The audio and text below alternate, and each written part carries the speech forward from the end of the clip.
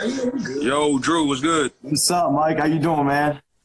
I'm doing good, man. I'm beating my homies down in 2K right now. So let's get right into it, man. We got like more questions than I think we've gotten for any Bean Talk yet. A lot of guys really want to dive into this, so let's get going. Let's do it. Let's start. You're 5 years in the league. You've been over 1,000 yards every single year. So what do you feel like has allowed you to play at such a consistently high level, from day one? Well, first off, it's opportunity.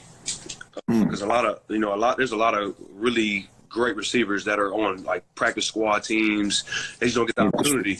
I was blessed with the opportunity. Coming out of college, I was 6'5", 230 pounds, ran fast, good film and things like that. But and I've had a really good group of veteran guys around me early on, so that helped me early on in my career. And then each year I just try to improve on my route running and things like that. But opportunity is the main thing, the main reason why I'm succeeding the way I am, and I think there's more to be had. Man, that's humble, and that's like so true. The more I'm working, I got about like 8 or 9 NFL clients now that I train and work with and advise, and the more I'm around it, the more you realize how many great players that are out there that just haven't found the right fit. Absolutely. And it's cool to see someone like you where it just all comes together. I train this kid Carlton Agadosu, who's around your size, like 6'6", on practice squad with the Eagles. And it's like the same thing where he looks up to you big time. He watches your film all the time, and I'm like, yo, you just need that chance. Like you are built like him. You can succeed like him. It's just about that opportunity. Absolutely. And when you get it, you got to make the most of it because, one play can, when you're a young guy and you're a guy that's on the bubble, one play can define your career. And I've seen it. And it sucks, but it's just the business that we're in. Yeah. But there's a lot of guys that play for sure. Yeah. So speaking on that opportunity, at Beth2, he asked, what do you feel like separates you from other wide receivers in the league? There's a lot of great ones. I would say my physicality.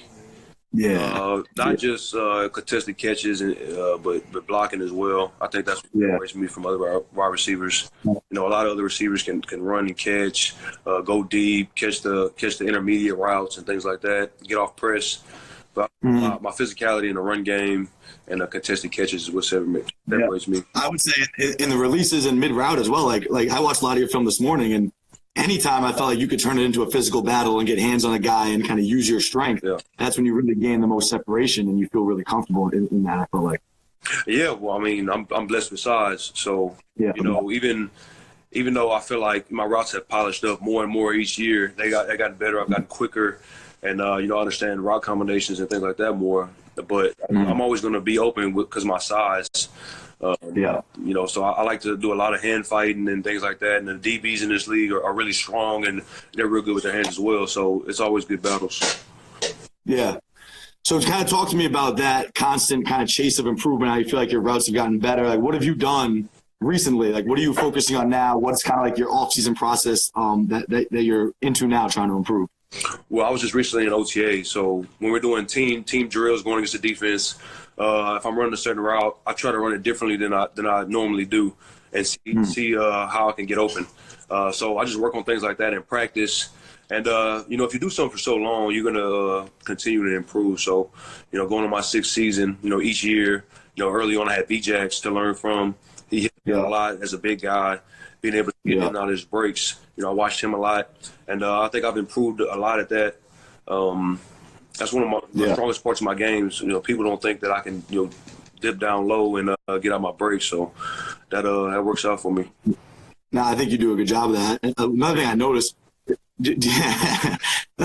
I think you're great at attacking the blind spot versus loose coverage. Yeah. You get a lot of loose coverage. I feel like guys are kind of afraid to press you because you are so physical, and you have a great feel for when he gives you that near hip, just attacking that blind spot. Give some insight into that, something that could help a younger receiver. Well, that's the easiest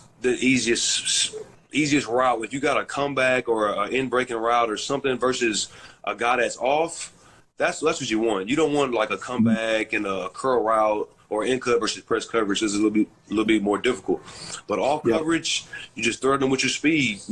Keep your stem, get in that blind spot, give him a hard stick, and just get out real fast, whatever you got coming. You know what I'm saying? So I love catching off go balls, so that helps me with the deeper routes when they're off. Yeah. I like that. And then you had mentioned a little previously, you were like, you know, on routes on air and stuff in practice, you try to run routes differently than you run them or try different ways to get open. I think that's one of the hardest things for young receivers to learn is how to like build a plan at the line of scrimmage. How do you pair routes together? How do you just like build that overall plan of here's how I'm going to win versus this coverage? Well, it depends who you go against. Like game plan wise, it depends like who you're playing against. If a guy's more patient at the line of scrimmage or a guy likes to jump you. But you always got to have your go-to releases. Mine's is like the big boogie, pull through. I learned that from Brandon Marshall when I was in high school. I used to watch some of his. Like when you kind of stretch them outside and then give them a little hesitation and grab their arms and just pull through. If I can, grab their jersey or something and slap their hands down and just pull through. I'm telling all my secrets on live with you, but it's cool. Hopefully, I'm a young guy. Especially like when I get fatigued, I just try to use my size and my strength. Interesting. Now, I got a different array of moves now, and you'll learn them as you get older.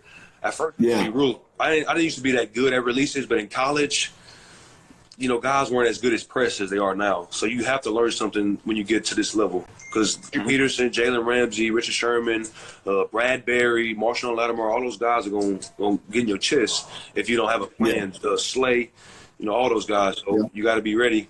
And, I just work on things in practice. I don't like to be too quick at the line all the time and use too many movements. Then you're dead. The pass rush in the NFL is so great, you're dead. So you got to be quick with it. So I just, I have like a 3-piece. I see you always post that 3-piece. I like that a lot because God expected much from me. And that's a guy's really game planning real hard against me. Guys that probably seen in the division, my releases weren't as much. I play them twice a year. But other guys that don't really know my game like that, I can catch them off guard. I'm a bigger guy. I can be quick at the line of scrimmage. Now, that was great insight. Like, what advice do you have for someone, especially bigger receivers? I do feel like it's harder for, obviously, bigger guys to be shifty at the line. Mm-hmm. So take me more into kind of that process of improving your releases. Like, is there a moment or a drill or something specific that other guys can carry with them? It's drills and just working on stuff in practice. Like, I love practicing. It hurts. I hate, honestly, practicing football is much harder than probably practicing any other sport because it's a lot of running, and I play in Tampa and it's hot as hell. Mm-hmm. Like, practice is where I work on my toolbox. I really do. I try all kind of releases, try things that I see how guys are playing the upcoming week, and then I'll say, all right, he's gonna jab me hard inside, so I'm gonna hit him with a 1-2. I'm gonna hit him with a hard out in, and then wing off of him at the line of scrimmage. So I just work on things like that in practice. Yeah, I like that. And so talk to me about like the film study aspect of it. So you're watching guys on film, you're looking at their tendencies. Like, what exactly are you looking for? What are the things you're trying to pick up on? I mean, all guys are different. There's some guys that watch so much film. Me, I rarely watch film. Like, I just watch the corner. I just need to see what they're doing on third down and or most downs, period. But I just need a quick cut up of that, and then I need to see like how they're playing press and off coverage. That's it. Just the corners I'm going against. That's all I really need to see. I'm not a big. Is that because you feel like you can dictate the tempo and it doesn't really matter what they're doing? It doesn't matter. They're going to play 1 high, 2 high man or zone. So that's what it's going to be for a receiver. It's just knowing when we got an opportunity to get the ball. A lot of teams in this day and age, they play a lot of man press coverage. Right. So I'm just trying to see if they're pressing a lot and how they press. Are they soft press? Are they hard press? Are they just a quick niche guy? I look at all that stuff, and then I just get my game plan ready for the week. Yeah. So if he's like a real physical press corner, you try to match his physicality. I try to match his physicality. I try to beat him up in the run game a little bit, just to tire him out. And other stuff like that, you know what I'm saying? I just do little stuff like that to try to combat that physicality, because they get to do more than us, you know what I'm saying? Because they say we know where we're going, so we can't push off as much, we can't be as physical as the DB, because they can do it with whatever inside 5 yards. So you know what I'm saying? I just try to combat that in the run game, trying to get some body blows on them, get them tired. So talk to me about the run game, because that's my favorite. Like, I love how physical you are. I love the mentality you play with, but I love a receiver who's willing to block and excited about blocking. Yeah. And I guess, obviously, that's you, but explain to me how that helps you get open, because I think a lot of guys don't understand how much being physical through a 60-minute football game helps you get open throughout the game. Yeah, like I just said, I mean, you're going to wear a DB down. Like, DB just want to cover the pass. Like 80% of the DBs in the league want to cover the pass. There's some of those nitty-gritty DBs like Malcolm Butler that want to get in on the run game. Richard Sherman, he likes to get on the run game as well. I know he's a ball hog, but he likes to get in on the run game as well. Yeah. And other corners like that. So you just got to, just be on them. But the other ones, they just want to just cover. So if you can just wear them out, switch up the releases at the line on run plays, steal release stuff, gather some information against them. You'll be good. Darius Slay, when I talked to him last week, compared it to full court press throughout an entire basketball game. He's like, when receivers are coming at you, it's like dealing with full court press for a 60-minute game. Like, you're going to be tired by the end. There's no doubt about it. Hey, that's a good point. Slay made a good point. It really is. It really is. Corner's hard, man. I used to play DB in high school, play safety, but I used to come up and press. And you got to have some really, really good hips and good awareness because the quarterback can throw the ball anywhere. Absolutely. Like it's hard, man. So I respect DBs. I understand that it's a team effort most of the time, but especially the guys that can line up one-on-one across the field, the guys in the slot, like that's impressive. Yeah, no doubt. I just got a few more for you. I know you're a little short on time. Talk to me about like some blocking technique. Like is there like what's going through your head? What are you talking to yourself about as far as the fundamentals of blocking that a young receiver could take with him? I mean, if the run is coming to play side, to the front side, you obviously have to crack DBs sometimes. If it's most dangerous man, you come and crack the safeties. But that's fun until you get to college and NFL when you're banging big safeties and sometimes you got to dig out linebackers and stuff like that. But as far as on the perimeter, I think that's my specialty is like, I got a big frame, so it's a little different. And I play basketball, so I play basketball with them out there. When they try to shoot their hands at me, I slap them down both hands, and then I replace and I just grab the inside of their shoulder pads and I just guide them. So as soon as they shoot their hands, I just wait for them to shoot their hands. I don't shoot my hands first. Sometimes I do, but most of the time I just wait. I act like I am. I shock, and then they throw their hands. I slap them down. Grab them pads, and then I just maneuver them like that. Just hold the inside. And that's vulnerable. And do you focus on something I teach a lot? Is like when you get into a pad to take the air out, to pull them in tight so that your arms are extended. Yeah, right? Definitely. Yeah. Especially if you're a smaller guy. Like that's very important. No doubt. And take me into a little bit more of your like mentality. Like you're known to have that dog mentality and to be physical and to be this competitive guy on the field. Is that something you've always had? Is it something you've learned? Talk about how you maintain that. These questions are funny, man. Shit, just how I was raised and how I've been playing since I was a kid, man. Just I've been playing, trying to just go out there as a true competitor, man. I want to win every time. Put my body on the line. I just play as hard as I can and try to get a win. And in this league, man, it's hard, man. So any win you can get, it means a lot. So I just go out there and play as hard as I can and hopefully my team can get the dub. Yeah, no doubt. I got two more for you. Who did you grow up idolizing, and who did you like model your game after growing up? And now who do you watch now? As far as receiver? Unless there's another position, you can go ahead. Peyton Manning's my favorite player of all time. So okay. I used to watch a lot of Marvin Harrison's, but I used to play receiver when I was young. I stopped playing when I got to high school, but when I was real young, I used to watch a lot of Marvin Harrison. But Randy Moss I always thought he was the best receiver in the league. Just in my opinion, I think he's the best all time. Receiver is a very dependent position, and I feel like if he was in a little bit better situation, not trying to talk down on his quarterbacks or his offensive coordinator or anything like that, but if he was in Jerry Rice's situation, no doubt he could have did that and then some. No doubt. He was explosive. He was a low-key, he was an underrated blocker. He used to get physical, especially if you made him mad. I used to watch his tape early on in my career and in college. But Randy Moss, man, I used to look up to him a lot. I think everybody did. If you catch the ball with somebody, you're gonna say you mossed them. Yeah, you mossed them, right? It's like, no doubt. So everybody's a fan, even if they're not. Yeah, that's cool. And then who is there anyone you study now? Is there anyone like currently in the league that you love to watch and pick things up from? Man, I watch all of them. Especially when we're game planning for a team we just played.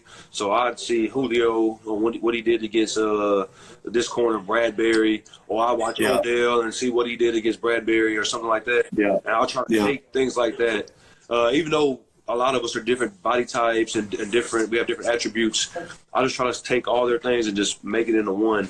I think this is the best. No offense to any other generation or any other time period of playing, but I think this is the best receivers, the best the NFL has seen of receivers.